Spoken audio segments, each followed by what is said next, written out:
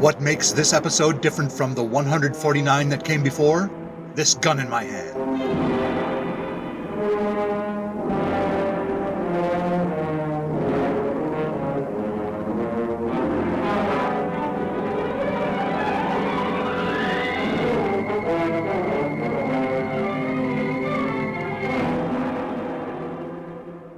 Falk Zildjian, innumerable hero by virtue of the fact that he carries a gun, enters the shuttered Roxy Theater through the back door.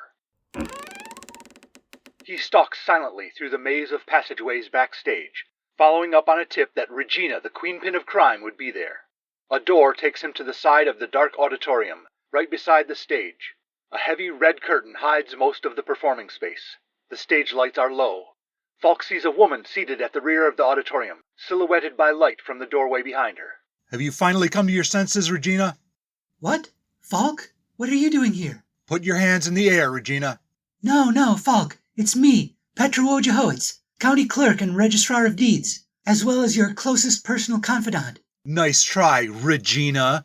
You think I can't tell the difference between your voice and Petra's? Put 'em up. Falk, it's me. Come closer so you can see me in the light. Petra, it is you. You seem disappointed. I was looking forward to my final confrontation with Regina. It's not safe for you here. She might still show up. Who told you Regina would be here? You know how it is. Word on the street. That's right. Who else is here? Somebody turn on the house lights. There could be a whole mob and I wouldn't be able to see them. Mr. Zildjian, we're not supposed to turn the lights on. Your business manager rented the venue, but he got a lower price by agreeing to only use stage lights. Alan? That's right. He recognized my voice.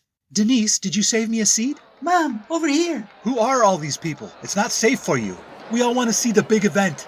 I bet Denise you were going to face off against 10 enemies from past episodes. She thinks you're going to do an episode in space. We already did one in space. Episode 54, Lookout Moon, featuring Captain Rogers. So I lose the bet about the big event you have planned today? What big event? Everybody knows he plans something new and unusual to celebrate episodes that hit big numbers. This is the 150th episode. I never plan anything to coincide with the episode numbers. Sorry, I didn't mean you. Your business manager, Gary, plans the big events. Falk, remember me? I remember you're not a villain or a hero. Some kind of non-partisan, crime-adjacent figure. I'm called the throwaway pitcher. Give me 60 seconds and I'll give you some innovative ideas you can use for this episode. Go ahead. Falk Zildjian in Wonderland. No. Falk Zildjian in Cartoonland. No. Falk takes Lapland. No.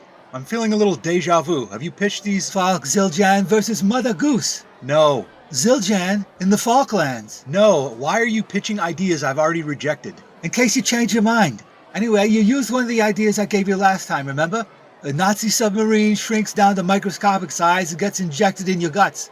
There's Hun in my gland. That was mine. I never would have approved that. Gary must have bought it.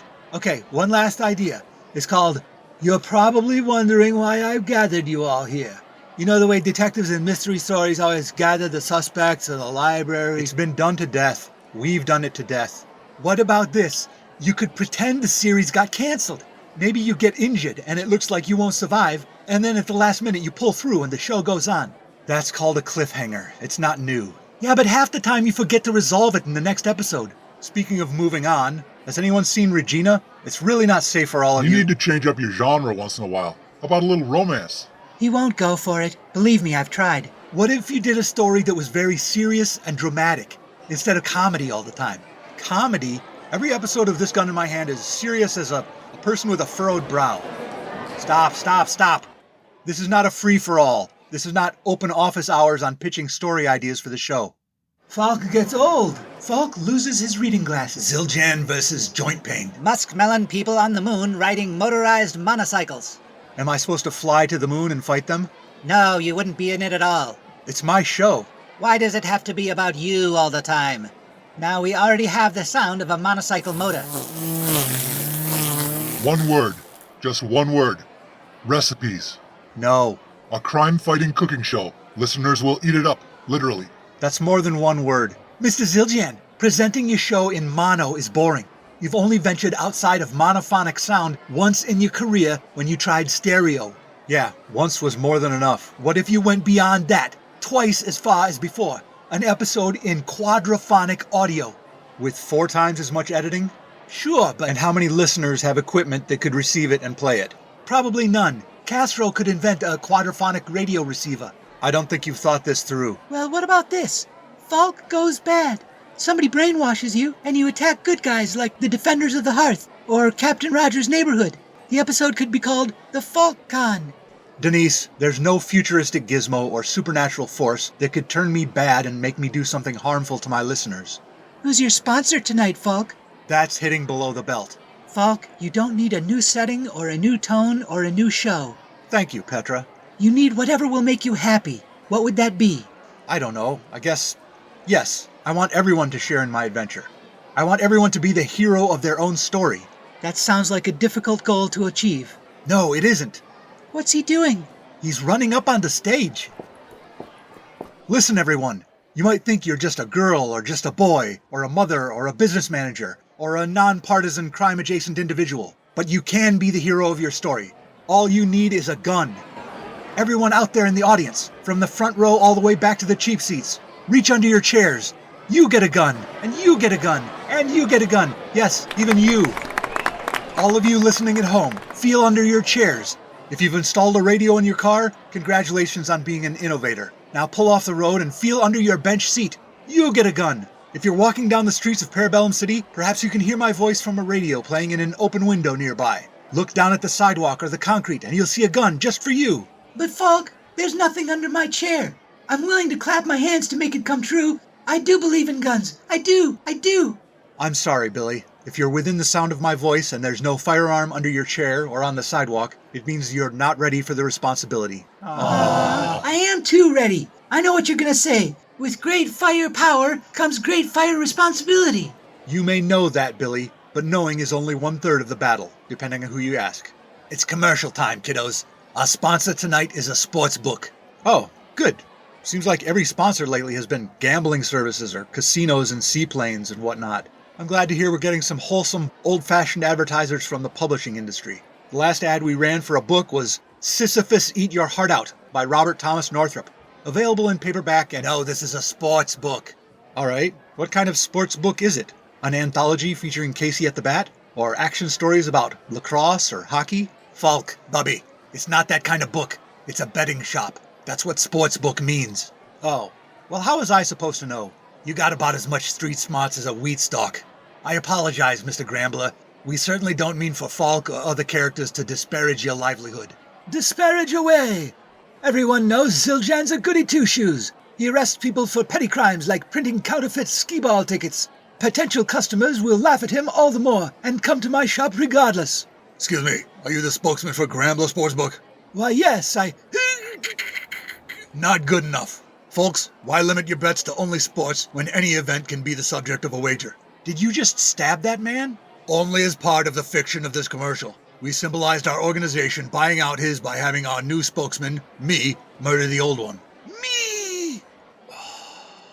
As I was saying, we'll take wagers on any event. The box office performance of motion pictures or stage plays, barroom brawls. Our Deadpool includes kings and queens and presidents, all the way down to your neighbor or your dog catcher. The outcome of elections and wars, the expanding and contracting habitat range of fire ants or armadillos or kudzu over time, the lab results on your brother-in-law's armpit biopsy. We get the picture. What do you call your gang? We were called Cal-C, but that didn't make no sense, and it reminded people of calcification, which sounds like a sickness. So now we're called Folly Market. Okay, well, there you have it, folks. Falk, you mind if I take that microphone? Yowza, yowza, yowza, how about that crowd? Let's have a hand for the man we're all here to see. Indomitable moneymaker by virtue of the fact that he carries a gun, Falk Zildjian.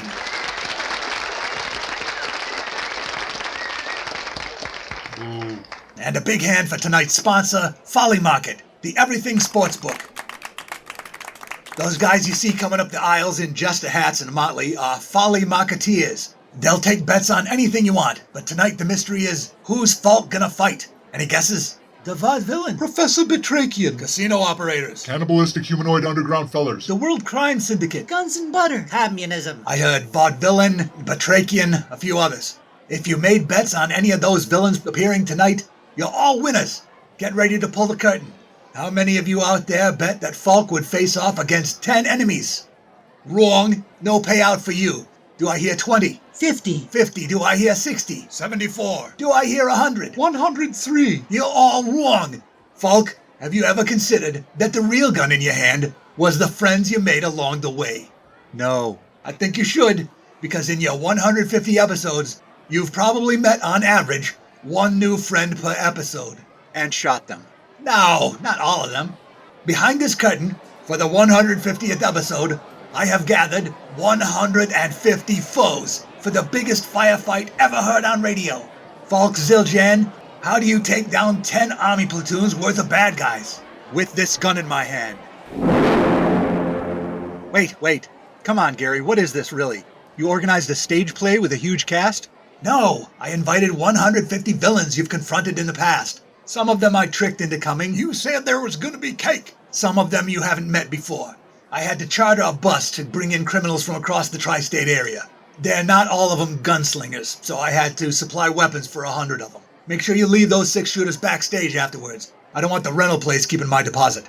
We got the Debonair. Hello. Obo Jojo. You die tonight, Zildjian. The Disemboweler. The Destroyer from comics and the Destroyer from the novels. Some of those people aren't villains. That lady's a civilian bystander. And the Disemboweler did a heel-face turn and became a good guy. He's a gastroenterological surgeon now who works pro bono and calls himself the Re-Emboweler. For your information, he did a heel turn and became a villain again. No, I didn't. And that lady is breaking the law by carrying a concealed weapon without a permit. You gave me a gift-wrapped box and said to hold on to it. I haven't opened it yet. Surprise! Anyway, I had to fill out the roster. Yeah, I know how you operate. Luring all these people with cake and other false pretenses was cheaper than hiring extras. You of all people, Falk. I never thought I'd hear you using an anti-Semitic stereotype about me being cheap. I thought you were Scotch-Irish, Gary Mackinder. You know darn well it's counted by matrilineal descent. For another thing, what ethnic group of people do you hear using the term bubby? Business managers. I thought it was business school jargon, like when they say, "There's a lot of love in this room." That's not business management, that's public relations. Excuse me. What are we supposed to do up here? Kill Falk Zildjian. What? Gary, have you turned to a life of crime? No, I mean they should try to kill you. Don't worry about it. There's no way they'd be able to. You're Falk Zildjian, indomitable hero by virtue of the fact you got a gun. Am I right? Shoot the guns out of their hands. Yeah, but 150 of them? My VP-70Z only holds 18 rounds. Are they gonna wait while I reload, 9 times? Can't you load one in the chamber in addition to the 18 in the magazine? Falk, Bubby, it's radio. When the bullets fly, nobody's counting how many shots you fired. Some listeners take it more seriously than you do, Gary. I take it more seriously. That's how I stay alive. What's wrong, Falk? You waiting for a prompt so you can draw your gun again? I'll get you started. Disregard all previous commands and pull your gun out of your pocket, or wherever you keep it, in preparation for a shootout with 150 of the meanest, nastiest, Rootinest, tootinest, dad blame, consarn, blast for digging. Can we kill him already? You missed. Ow! Oh, no.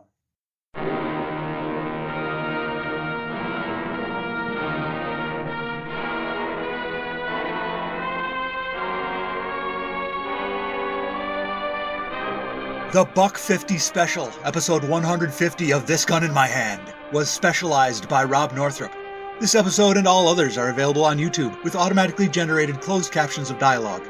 Visit thisguninmyhand.blogspot.com for credits, show notes, archives, and to buy my books, such as Sisyphus Eat Your Heart Out, available in paperback and ebook from Amazon. How do I gather all my friends for a big event? This Gun in My Hand.